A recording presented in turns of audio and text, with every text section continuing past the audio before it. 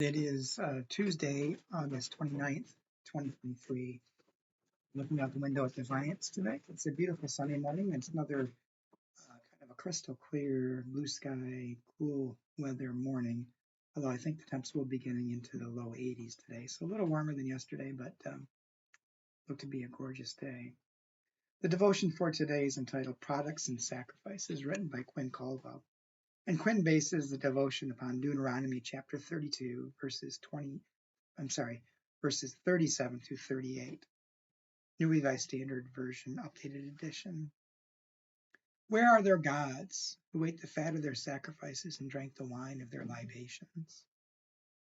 And then Quinn writes, they say if you're not paying for the product, you are the product. Then again, they say a lot of things.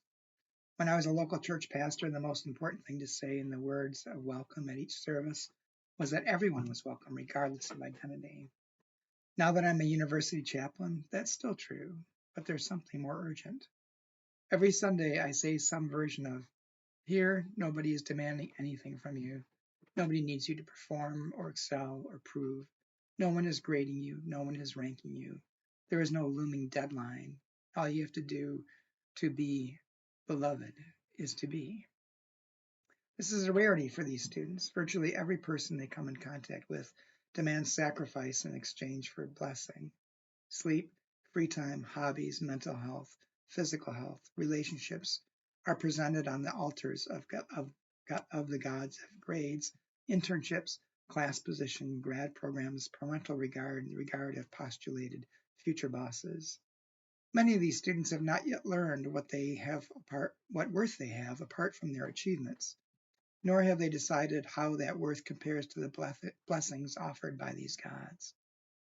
Make sure there's at least one person in their lives trying to convince them that their worth is beyond measure and achievement, and that there's a God out there who blesses them without sacrifice.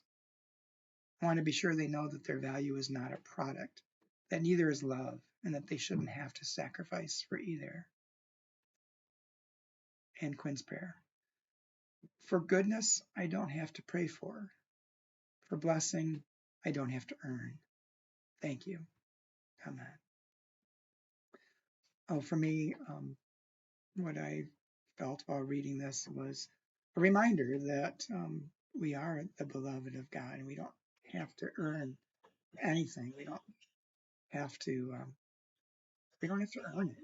We just are beloved.